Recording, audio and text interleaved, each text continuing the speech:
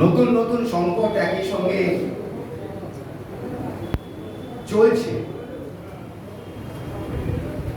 এই গত 7 মাসের কিছু অভিজ্ঞতা যদি আমরা মনে রাখি, যে লঙ্কা ক্ষেত থেকে চামড়া মধ্যম ফিরতে পারেনি, রাস্তাতেই তার মৃত্যু হয়েছে। ভারতবর্ষের বুকে আমরা দেখেছি রেল লাইনে ছিন্ন ভিন্ন মাংসপিণ্ড এবং সরানো রুটি। কাঁধে করে ফেরা ছোট শিশুটি, তাকে যখন প্রশ্ন করা হয়েছিল লকডাউনের মানে কি, তার উত্তর ছিল খিদে। লকডাউনের মানে হচ্ছে খিদে। একটা সময় মানুষ স্থির ছিল তার পেটের আগুন নেভানোর জন্য। লক্ষ লক্ষ কোটি কোটি মানুষ আবার তারা ফিরে যাচ্ছে কর্মস্থলে। ফিরতি ট্রেন, একটা সময় তার নাম ছিল করোনা এক্সপ্রেস, সবাই জানেন। নাম দিয়েছিল আমার রাষ্ট্র, আমার রাজ্য। এখন তারা আবার ফিরছে, সেই একই কারণ, খিদে এবং পেটের আগুন। তো পরিস্থিতি যা আছে সেটার একটা ছোট ব্যাখ্যা দরকার, তবেই আমরা নির্ধারণ করতে পারবো যে আমরা আমাদের কি করণীয়। আমরা যারা প্রগতিশীল মানুষ, বামপন্থী মানুষ, তারা চুপ করে ঘরে বসে থাকবে, এটা হতে পারে না। তো আমি একটা অভিজ্ঞতা শেয়ার করতে চাই। আমি নিজে কাজ করি একটা হসপিটালে, যে হসপিটালটা পুরোপুরি কোভিড হসপিটাল। অন্য চিকিৎসা এখন আর হয় না, যা বেড ছিল সবটাতেই কোভিড হসপিটাল, কোভিড পেশেন্ট ভর্তি হয়। গত 1 মাস ধরে সেখানে ভর্তি করতে গিয়ে আমাদের চিকিৎসকদেরও, তার পরিবারের লোকেরা সেই হাসপাতালে ভর্তি হতে পারছে না, কারণ বেড নেই। আপনি যদি যে কোনো পাড়ার ওষুধের দোকানে যান, আপনি দেখবেন কত মানুষ আসছে। কেউ প্যারাসিটামল কিনছে, কেউ অ্যাজিথ্রোমাইসিন কিনছে, কেউ ডক্সিসাইক্লিন কিনছে। কারণ মিডিয়ার দৌলতে সবাই এটা জেনে গেছে যে ওই জ্বর, সর্দি, কাশি এখন যা উপসর্গ হচ্ছে সবই করোনা হতে পারে, এবং তার জন্য এই ওষুধগুলো আমার খাওয়ার দরকার। চিকিৎসকের পরামর্শ পাওয়াটা দুষ্কর। সরকারের যে ব্যবস্থাপনা আছে তাতে সে তার নিজের পরীক্ষাটা করাবে, যদি করাতে পারেও প্রচুর লড়াই করে। কবে রিপোর্ট আসবে ঠিক নেই। ফলে মানুষ তার নিজের দায়িত্ব নিজের হাতে তুলে নিচ্ছে। ফলে আপনি প্রত্যেক দিনের সরকারি বুলেটিনে আপনি যা দেখতে পাচ্ছেন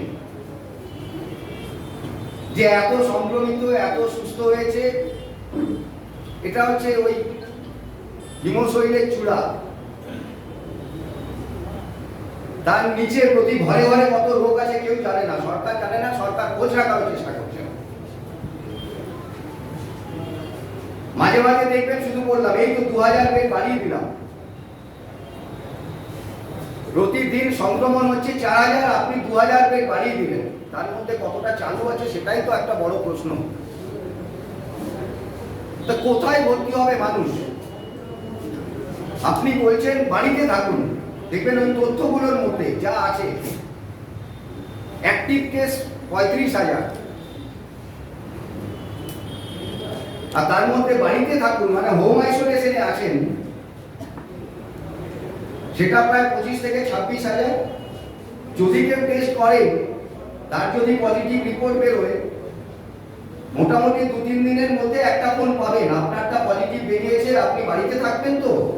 মানে এমন ভাবে আপনার হ্যাঁ বা না অ্যান্সার, সেটা হ্যাঁ অ্যান্সারটাকে কেড়ে নেওয়ার জন্য প্রশ্নটাও সেরকম ভাবে হবে। বাড়িতে থাকবেন, কে দেখবে? আছে ব্যবস্থাপনা, কে তার উপর নজরদারি রাখবে? তার বিপদ হলে, তার সিমটম বাড়লে কোথায় যাবেন? সব কিছুর বাইরে বেরিয়ে গেছে সরকার। একটা তথ্য দিলে আরো বুঝতে পারবেন যে এটা তো একটা সমস্যা সারা পৃথিবী জুড়ে। এই মুহূর্তের ডেটা যদি বলেন, সব সরকারি ডেটা নিয়ে একটু জানারি করছে, তো সারা পৃথিবীতে 4.5 কোটি সংক্রমিত, মৃত্যুর সংখ্যা 10 লাখ ছাড়িয়ে গেছে সারা পৃথিবীতে। আমার দেশের সংখ্যাটা 80 লক্ষর উপর, মৃত্যু ছাড়িয়ে গেছে 1 লাখ। আর আমার রাজ্যে যদি বলেন গত 10 দিনে 40 থেকে 50 হাজার সরকারি তথ্য অনুযায়ী সংক্রমিত হয়েছে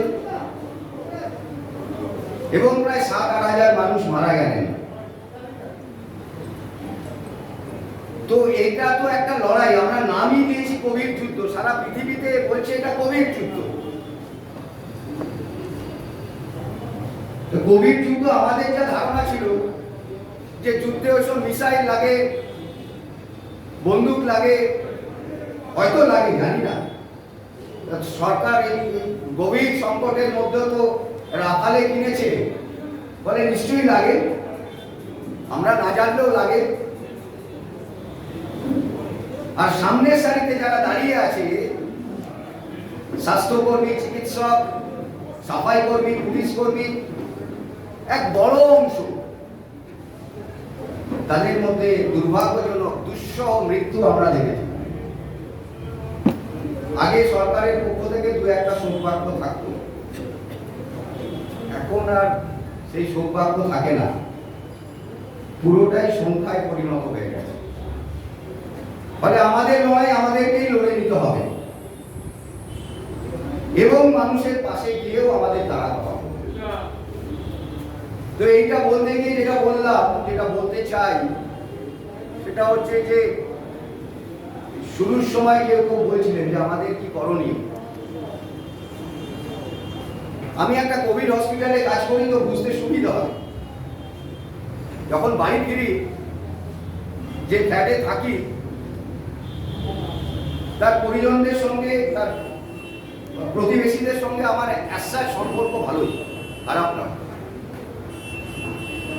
তো তাদের সঙ্গে দেখা হলে তারা জিজ্ঞেস করে, ডাক্তারবাবু ভালো আছেন তো? এর মধ্যে তো এমনি একসাথে কোনো বিরোধিতা কোথাও কিছু নাই। আপনি আপনার প্রতিবেশীকে জিজ্ঞেস করছেন ভালো আছেন তো, এরকম একটা সংকটজনক মুহূর্তে ওয়েলকাম করা উচিত, স্বাগত জানানো উচিত। কিন্তু মুশকিল হচ্ছে যে আমরা কিছুটা মানুষের মুখ পড়তে পারি এবং সেই মুখটা দেখে আমার মনে হয় যে ঠিক আছে, একটা দিক নিশ্চয়ই তারা আমার শুভানুধ্যায়ী কেমন আছে জিজ্ঞেস করছেন, কিন্তু তার থেকেও বড় প্রশ্ন, যেহেতু আমি কোভিড হসপিটাল থেকে ফিরি, আমি নিজে সুস্থ আছি তো? আমি এই কথাটা বলতে চাইলাম এই কারণে যে শিক্ষিত সমাজের মধ্যেও এটা হয়ে গেছিল। সমস্ত আপনারা গিয়ে দেখবেন যে যত ওই বাড়ি, ওইসব এগুলো রয়েছে, মানে ফ্ল্যাট বাড়ি, তারা প্রথম যেটা করেছিল সেটা হচ্ছে কাজের মানুষগুলোকে নোটিশ ঝুলিয়ে দিয়েছিল যে আসা যাবে না, তারা সাবধানে থাকবে। কোভিড এমন একটা কাজ করেছে যে বড় লোক গরিব লোক কাউকে আর মানেনি, সবাই আলটিমেটলি সবাই, মানে যেরকম আগে ছিল টিবি রোগ বোধহয় গরিবদেরই হয় পুষ্টির অভাবে, ডায়রিয়া তো যারা নোংরায় থাকে তাদের হয়, কোভিডটা সবারই হচ্ছে।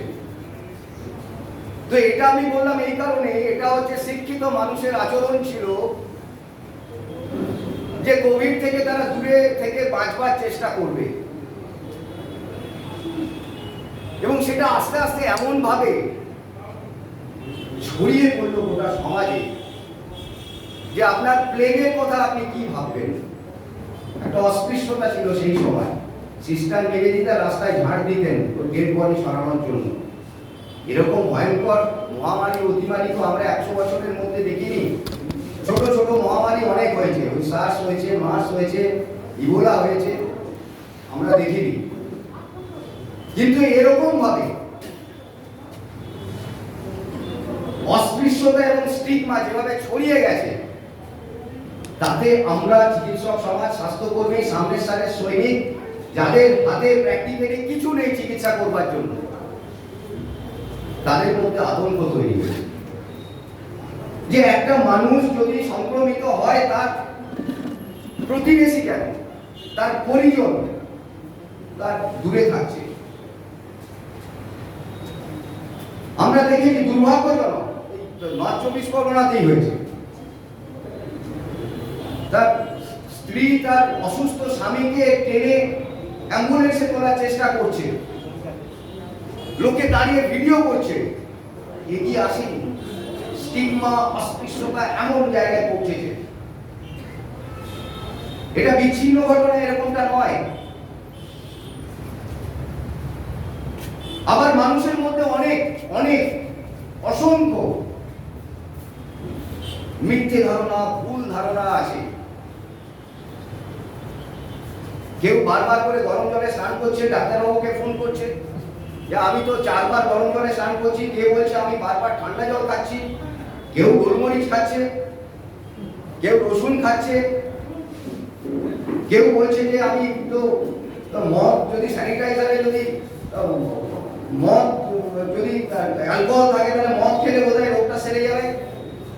কেউ বাড়িতে ঢোকার আগে 3 বোতল স্প্রে রেখেছে, জুতোগুলোকে স্প্রে করে নিচ্ছে। মানে নানা মিথ্যে ভাবনা মানুষের মধ্যে ঘুরে বেড়াচ্ছে।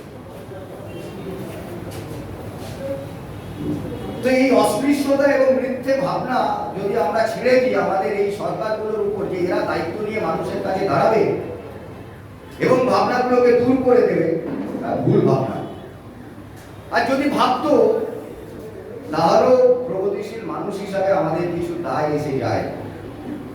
মানুষের এই স্টিগমা কাটানো, মানুষের এই ভুল ধারণা ভাঙানো, এবং এখন মানুষের পাশে দাঁড়ানোর কোনো লোক নেই, পরিজন নেই, প্রতিবেশী নেই। সরকার, সমস্ত সরকার প্র্যাকটিক্যালি হাত তুলে দিয়েছে। যারা ওই ফুল ছড়িয়েছিল, দিয়া জ্বালিয়েছিল, আতশবাজি ফাটিয়েছিল, সবাই হাত তুলে নিয়েছে। ফলে আমাদেরকে নিজেদেরকেই কিছু না কিছু করতে হবে। আমি আপনাদের লাল সেলাম জানাই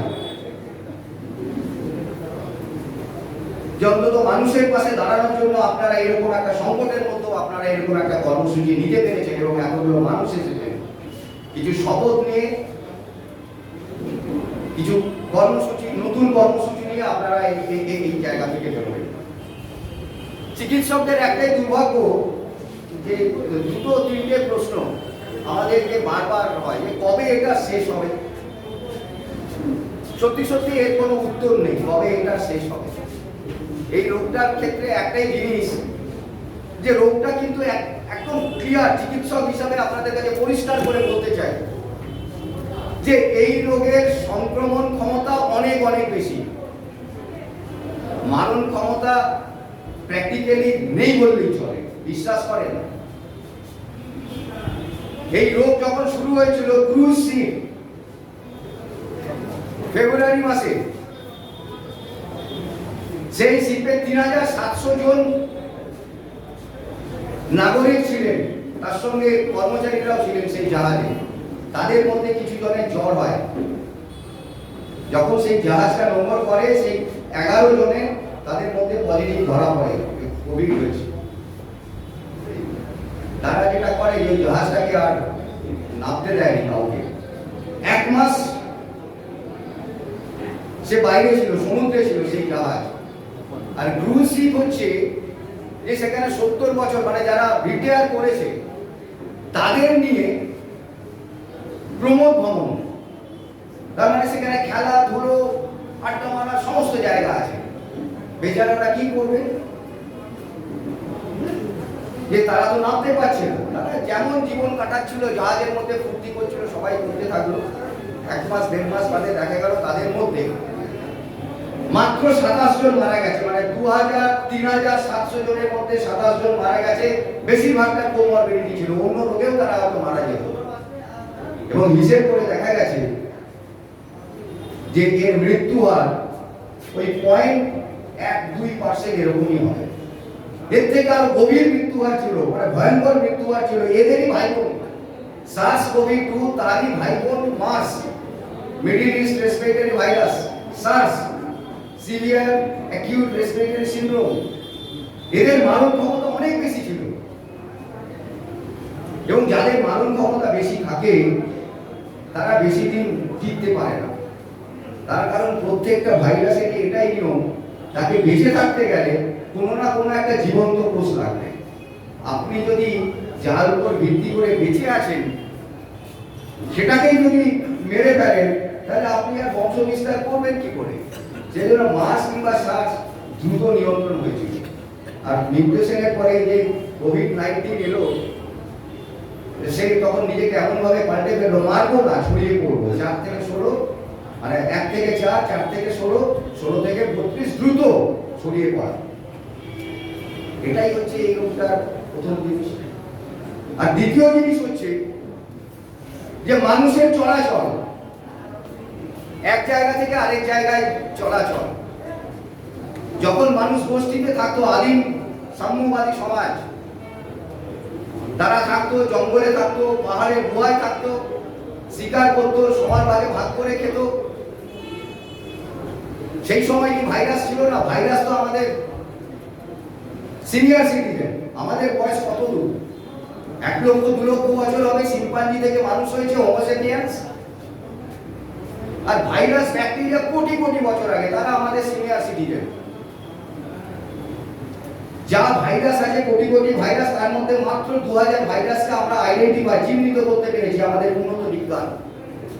বলছে তখনও রোগ ছিল, কিন্তু যবে থেকে মানুষ চলাচল শুরু হলো এক দেশ থেকে আরেক দেশ, একটা গোষ্ঠী আরেকটা গোষ্ঠীর উপর আধিপত্য বিস্তার করবার জন্য চলাচল শুরু করলো, তারা ওই রোগগুলোকেও সঙ্গে নিয়ে।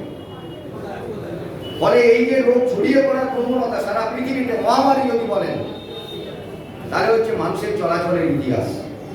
কেন বললাম? আমাদের দেশে কি কোভিড-19 ছিল? ছিল না। আমরা যখন শুরু হলো, বিশ্ব স্বাস্থ্য সংস্থা যখন স্বাস্থ্যের জরুরি অবস্থা ঘোষণা করলো, তখন আমি নমস্তে ট্রাম্প করলাম লক্ষ মানুষের জমায়েত করে। তারা নিয়ে আসেনি তো,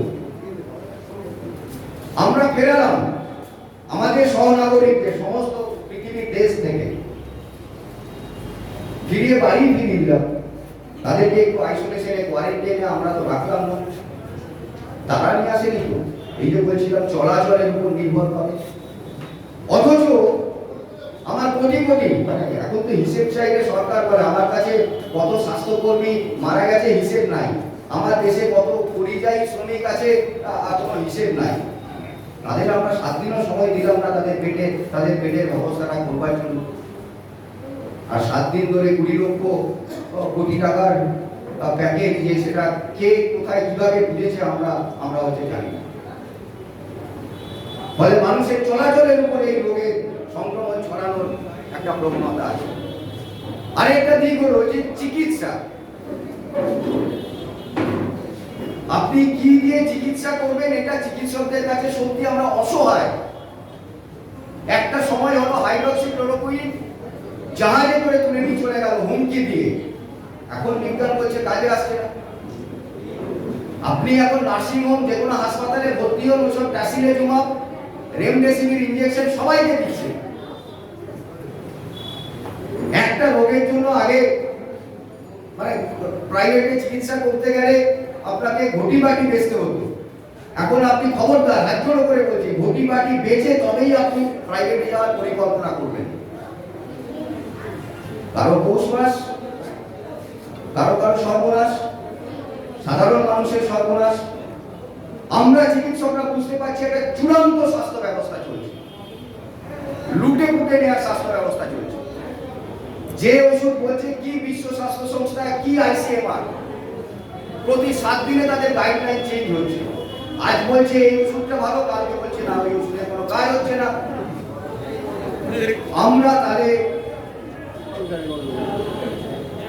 আমরা তাহলে চিকিৎসক সমাজ কি নিয়ে চিকিৎসা করব? ফলে দায়িত্ব একটাই, এই রোগ সম্বন্ধে যেটুকু এখনো পর্যন্ত সঠিকভাবে জানা গেছে যে এই রোগ মলমূত্রের সঙ্গে যদি ভাইরাস বেরোয় তাহলেও কিন্তু সেই পথে রোগটা ছড়ায় না। আপনার রক্তে ভাইরাস থাকলেও মশার কামড়ে যদি আপনাকে মশার কামড়ের পর আরেকজনকে যদি গিয়ে কামড়ায়, রোগ আপনার ছড়াবে না। রোগ ছড়ানোর একটাই রাস্তা, সেটা হচ্ছে আপনি কথা বলছেন, আপনার হাঁচি হচ্ছে, কাশি হচ্ছে, ড্রপলেট ইনফেকশনের মতো সামনের দিকে চলে যাবে এবং সেটা ম্যাক্সিমাম 1 মিটার যেতে পারে। সেই জন্য বলছি সোশ্যাল ডিস্টেন্সিং নয়, ওটা আমরা অভ্যস্ত হয়ে গেছি দীর্ঘদিন। ফিজিক্যাল ডিস্টেন্সিং, শারীরিক ডিস্টেন্সিং, একটু দূরত্ব বজায় রাখুন, যাতে আমার থেকে আমি রোগগ্রস্ত হতে পারি। অ্যাসিম্পটোমেটিক হতেই পারে, 80% 90% উপসর্গহীন রোগ হয়, আমার থেকে যাতে আপনার কাছে না ছড়ায়। আপনি বাজারঘাট করছেন, যে কেউ করছে, বাজার থেকে সবজি নিয়ে এসে, মাছ নিয়ে এসে, গরম জল ঢেলে, স্যানিটাইজার ঢেলে, সে একটা এলাই ব্যাপার, দয়া করে করবেন না। যদি কেউ করে বারণ করুন, এটাই সচেতনতা প্রচারের একটা অঙ্গ। যে আপনি আগে যেমন গরম জলে এমনি সাধারণ রানিং ওয়াটারে ধুতেন, সেটাই আপনারা বলুন। মাছ নিয়ে তো একটা সময় ভয়ঙ্কর কালোবাজারি হলো, যে মাছ বিক্রি করছে সেও মাছ বিক্রি করছে, এবং সবারই নাকি N95 মাস্ক দরকার। N95 মাস্ক শুধু তাদেরই দরকার যে সমস্ত চিকিৎসক, স্বাস্থ্যকর্মী রোগীর সামনে গিয়ে চিকিৎসা করছে, বাদ বাকিদের দরকার নেই। এই যে আমরা পড়ে আছি যে 3 লেয়ার সার্জিক্যাল মাস্ক সাফিসিয়েন্ট, একটা সময় স্যানিটাইজার নিয়ে কালোবাজারি শুরু হয়ে গেল, সবাই আমরা জানি। আলুর দোকানও স্যানিটাইজার বিক্রি হচ্ছে, এখনো বিক্রি হচ্ছে। 70% আইসোপ্রোপাইল অ্যালকোহল থাকার কথা, সত্যি আছে কিনা কে দেখবে, কে বিচার করবে? আছে আমাদের দেশে গুণমান বিচার করবার জন্য কোন সংস্থা? লক্ষ লক্ষ কোটি কোটি টাকা স্যানিটাইজার বিক্রি হলো, কেন? সরকার কি তাহলে দিতে পারতো না একটু সাবান রেশনের মাধ্যমে? সাবান দিয়ে হাত ধুলেই তো যথেষ্ট, পকেটে স্যানিটাইজারের পরিবর্তে সাবানটা নিয়ে বেরোন, সুযোগ পেলে একটু হাতটা ধুয়ে নিন, মাস্কটা পরে থাকুন, একটু দূরত্ব বজায় রাখুন। যদি কোনো কারণে হাত ধোয়ার সুযোগ না থাকে তাহলে একটু স্যানিটাইজ করতে পারেন, কিন্তু সেটাও একটু এনসিওর করে নিতে হবে। এই তো 3টে পথ, যে একটু শারীরিক দূরত্ব বজায় রাখা, একটু মাস্ক পরে থাকা, আর বারবার করে হাত ধোয়া। আমরা একাধিকবার আমাদের সংগঠনের পক্ষ থেকে সরকারকে চিঠি দিয়েছি যে আপনি এত কিছু দিচ্ছেন, একটু মাস্কটা দিন না রেশনের মাধ্যমে, তাহলে তো আপনি বাধ্য করতে পারেন। আপনি একটু সাবানটা দিন না, কর্পোরেশন পৌরসভার যে কলগুলো আছে তার সামনে একটু সাবান রাখার ব্যবস্থা করুন না। রোগী যদি বাঁচাতে হয়, সংক্রমণ যদি কমাতে হয়, তাহলে তো এটাই পথ। আর অনেক ভুল পথ আছে, যে ভুল পথগুলো মানুষ চলেছে, তাদেরকে সচেতন করবার জন্য কিছু দায়িত্ব নিতে হবে। তাহলে যদি বলেন এই করোনা যুদ্ধ, এই করোনা যুদ্ধে প্রগতিশীল মানুষ, আমরা সচেতন মানুষ কি করতে পারি? আমরা যেটা করতে পারি সেটা হচ্ছে যে ছোট ছোট 2-3 জনের গ্রুপ করতে পারি। আমার পাড়াতে যদি 100 বাড়ি থাকে, আমি একটা স্বেচ্ছাসেবক বাহিনী করতে পারি, যে তারা 5টা 10টা করে বাড়ির দায়িত্ব নিল, মাসিমা মেসমশাই কেমন আছে, যদি তাদের কোনো উপসর্গ থাকে তারা কোথায় যাবে, কোথায় রিপোর্টটা করাবে, তার একটু সহায়তা করে দেওয়া।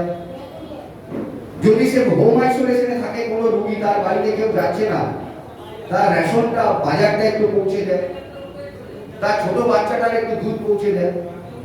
এই কাজ কিন্তু সহজেই করা যায়, যে কাজটা সবচেয়ে বেশি দরকার এই মুহূর্তে। কারণ বেশিরভাগ মানুষের মধ্যে স্টিগমা, অস্পৃশ্যতা এমন জায়গায় পৌঁছে গেছে যে কেউ করোনা রোগী জানলে দূর থেকে বলছে ওইটা করোনা রোগী, তার ধার কাছ দিয়ে যাচ্ছে না, এরকম পরিস্থিতি। আমাদের তো মনে হয়েছে ইচ্ছাকৃতভাবে এটা তৈরি করা হলো, এরকম একটা ভয়ঙ্কর আতঙ্ক, যে রোগটার মানব ক্ষমতা কম। এই ভয়ঙ্কর আতঙ্কের মধ্যে আপনারা দেখতে পাচ্ছেন ওইসব সরকার কেনা, রেল বিক্রি করা, সব নবরত্ন কারখানা বিক্রি করা, সবই চলছে। শুধু আপনি ঘরের মধ্যে থাকুন। আপনি প্রতিবাদ করতে গেলে আপনাকে বলা হবে প্যান্ডেমিক অ্যাক্ট আছে, ডিসাস্টার্স অ্যাক্ট আছে, আপনি মিটিং মিছিল প্রতিবাদ করতে পারবেন না। অন্তত ঘরে বসে এই স্বেচ্ছাসেবক বাহিনী তৈরি করে এই কাজটা আমরা করি, যে ন্যূনতম এইটুকু মেনে চলুন। বাদ বাকি যা আছে ভুল, মিথ্যে, রসুন খাওয়া থেকে শুরু করে এভরিথিং। যে মা তার শিশুকে দুধ খাওয়াবে কিনা প্রশ্ন করে, আমরা দায়িত্ব নিয়ে বলছি যে মায়ের দুধে যদি ভাইরাস থাকেও তাহলে সেই ভাইরাস থেকে ওই শিশু সংক্রমিত হবে না। নিশ্চিন্ত মনে মা তার শিশুকে দুধ খাওয়াবে। ফলে এই সময়ে সচেতনতা মানুষের মধ্যে নিয়ে যাওয়া, এই সংকট তো অর্থনৈতিক সংকট, রাজনৈতিক সংকট, কোভিড যুদ্ধ, আমাদের অর্থনীতি একদম খাদের কিনারায় দাঁড়িয়ে আছে, ভেঙে পড়ার উপক্রম, মানুষকে মিথ্যে প্রতিশ্রুতি দিয়ে যাচ্ছে, কোনো চিকিৎসার ব্যবস্থা হয়নি। আমরা 4টে লকডাউন, 4টে আনলক, নিউ নর্মাল, এখন তো সবই খুলে দিয়েছি, পাউচে করে মদ বিক্রি হচ্ছে, সবই চলবে। আর আমার যে দরকার ছিল যে কোভিডের মৃত্যু ঠেকানোর জন্য কিছু আইকিউ বেড, কিছু এইচডিউ বেড, কিছু অক্সিজেন বেড, সেটার ব্যবস্থাটা আমি করলাম। ফলে মৃত্যু কি করে ঠেকাবো, আমরা মাঝে মাঝে আমাদের কাছে অসহায় মনে হয় যে এই মৃত্যুগুলোকে আমরা কি করে ঠেকাবো। কিন্তু যে কাজটা আমরা করতে পারি, মানুষকে সচেতন করা, এই অস্পৃশ্যতাকে দূর করা, মানুষের পাশে গিয়ে দাঁড়ানো, এবং যে ব্রিজ চলছে সেই ব্রিজগুলোকে ভেঙে দেওয়া, এবং নিজেরাও একটু সাবধানে থাকার জন্য শারীরিক দূরত্ব, মাঝে মাঝে হাত ধোয়া, মাস্কটা পরে থাকা, মুখোমুখি না বসে পাশাপাশি বসা, ব্যাস এটুকুই। আর যে কোশ্চেন এখনো আসছে, যেটা হচ্ছে সবচেয়ে বড় প্রশ্ন, সেটা দিয়েই শেষ করবো। এটা হচ্ছে সবার মধ্যে একটা চূড়ান্ত আশা তৈরি হয়েছে, এই ভ্যাকসিনটা বোধহয় এসে গেল নভেম্বর কিংবা ডিসেম্বর, তারপরে আমি একদম নিশ্চিন্ত। আবারও আপনাদের বলছি, একটা ভ্যাকসিন, এই যে ভাইরাস, মানে আরএনএ ভাইরাস, অনেক ভাইরাস, আরএনএ ভাইরাস এরকম অতীতেও এসেছে, সেই ভাইরাসগুলোর বেশিরভাগের ভ্যাকসিন কিন্তু এখনো আমরা তৈরি করতে পারিনি। আমাদের বিজ্ঞান উন্নত হলো, দেশে দেশে গবেষণা হলো, আমরা তৈরি করতে পারিনি। কোভিডের ক্ষেত্রে যেটা হচ্ছে, সেটা হচ্ছে প্রায় 120-25টা ট্রায়াল চলছে বিভিন্ন দেশে, তার মধ্যে গোটা 6-7 বা 8টে ট্রায়াল বিশ্ব স্বাস্থ্য সংস্থা পারমিট করেছে। ট্রায়াল মানে সেটা একদিন দুদিনের ট্রায়াল নয়। রাশিয়া বলছে আমি আমার মেয়েকে দিয়ে দিয়েছি, আপনারা নিয়ে যান। আবার কোথাও কোথাও ট্রায়াল দিতে গিয়ে এমন রিয়াকশন হয়েছে যে ট্রায়াল বন্ধ করে দিতে হয়েছে। আপনাকে বুঝতে হবে যে ভ্যাকসিন নিয়েও একটা কিন্তু স্বাস্থ্য ব্যবসার প্রবল সম্ভাবনা আছে সামনের দিনে। একটা ভ্যাকসিনকে আনতে গেলে তার সবার আগে এটা দরকার, সব কটা ফেজ 1, ফেজ 2, ফেজ 3, ফেজ 4, তার ট্রায়াল দিয়ে তাকে সেই ট্রায়াল তাকে পেরোতে হবে, এবং এক একটা ট্রায়ালে 1 থেকে 2 মাসের কমে হয় না। সেটা করতে গেলেই বছর পেরিয়ে যাবে। তারপরেও যেটা লাগে সেটা হচ্ছে সেই ভ্যাকসিনের সেফটি, সেটা দিয়ে আপনার অন্য কোনো ক্ষতি করবে কিনা। তারপরেও যেটা লাগে সেটা হচ্ছে এফিকেসি, আপনি ভ্যাকসিন নিলে কি আপনি নিশ্চিন্ত, তাহলে আপনি খোলামুখে ঘুরতে পারবেন। এবং শুধু ভ্যাকসিন সেটা নয়, তাদের আপনি ভ্যাকসিন দেবেন যাদের ইনফেকশন হয়ে গেছে তাদের। আমার রাষ্ট্রে কি সবার পরীক্ষা হচ্ছে? আপনি চাইলে পরীক্ষা করতে পারবেন। এখনো পর্যন্ত যা সেরো সার্ভে হয়েছে তাতে দেখা গেছে, বা যা পরীক্ষা হচ্ছে তাতে কলকাতা এবং নর্থ 24 পরগনাতে case positivity rate more than 20%, মানে 100 জনের টেস্ট করে 20 জনের ইনফেক্টেড হয়ে গেছে। তারা সিম্পটোমেটিক, অ্যাসিম্পটোমেটিক অসংখ্য পেশেন্ট ঘুরে বেড়াচ্ছে। আপনি ধরবেন কি করে যদি প্রত্যেকটা মানুষের রিপিটেড পরীক্ষা না করেন? পরীক্ষার সংখ্যা তো বেঁধে দেওয়া আছে, আপনি চাইলেই পারবেন না। কেস বাড়বে, আমরা বলবো আরো টেস্ট করো, আরো টেস্ট করো, বিশ্ব স্বাস্থ্য সংস্থা বলবে আরো টেস্ট করো, কন্ট্যাক্ট ট্রেসিং করো, বাড়ি বাড়ি গিয়ে সার্ভে করো। তাহলে তো আপনার টেস্টের সংখ্যা বাড়াতে হবে। আপনি বুলেটিনগুলোতে দেখবেন কেস বাড়ছে, মৃত্যু বাড়ছে, আর টেস্টের সংখ্যা একই জায়গায় আটকে আছে। ক্ষমতা নাই টেস্ট করবার, আসে দায়িত্ব নিয়ে বলছি। অনেক বেশি টেস্ট করা যায়, আমাদের রাজ্য করছে না। তার কারণ ফাস্ট হতে হবে, ফাস্ট হওয়ার একটা তাগিদ আছে। ফলে টেস্টে আমরা হচ্ছে অনেক নিচে নেমে আছি। ফলে আপনি যদি টেস্ট না করেন তাহলে বুঝবেন কি করে যে কত সংখ্যক মানুষ অলরেডি ইনফেক্টেড হয়ে রয়েছে। যারা ইনফেক্টেড হয়েছে তাদেরকেও ভ্যাকসিন দেব? ফলে হাজারো প্রশ্ন, কি ভ্যাকসিন, কিল, লাইভ, এমআরএনএ, সেই ভ্যাকসিনের সেফটি, সেই ভ্যাকসিনের এফিকেসি, সবকটা ট্রায়াল পেরোলো কিনা, কাদের দেবো সেই টার্গেট পপুলেশনকে এত প্রশ্নের উত্তর না দিয়ে আমি তো প্রতিশ্রুতি দিয়ে দিয়েছি ভ্যাকসিনটা আপনি বিনা পয়সায় পাবেন, কারণ ইলেকশনটা সামনে আছে। ফলে ভ্যাকসিন নিয়ে যে মিথ তৈরি করা হচ্ছে, ইচ্ছাকৃত মিথ তৈরি করা হচ্ছে, এটা একটা ব্যবসার অঙ্ক হবে। হাজারো প্রশ্নের উত্তর না দিয়ে এই ভ্যাকসিন কিন্তু আপনি ব্যবহার করতে পারবেন না।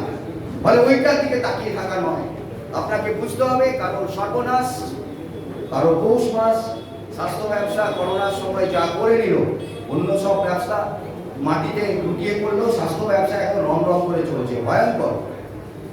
এবং ভ্যাকসিন নিয়েও রাজনীতি, ভ্যাকসিন নিয়েও ক্ষমতায় থাকা, ভ্যাকসিন নিয়েও অর্থনীতি, ব্যবসা সবটা জড়িত আছে। ফলে এখনই আমরা সেই উত্তর দিতে পারছি না চিকিৎসক সমাজ যে ভ্যাকসিনটা কবে আসবে এবং কারা কারা পাবে, কিভাবে পাবে এবং তার এফিকেসি কি করে পাবে।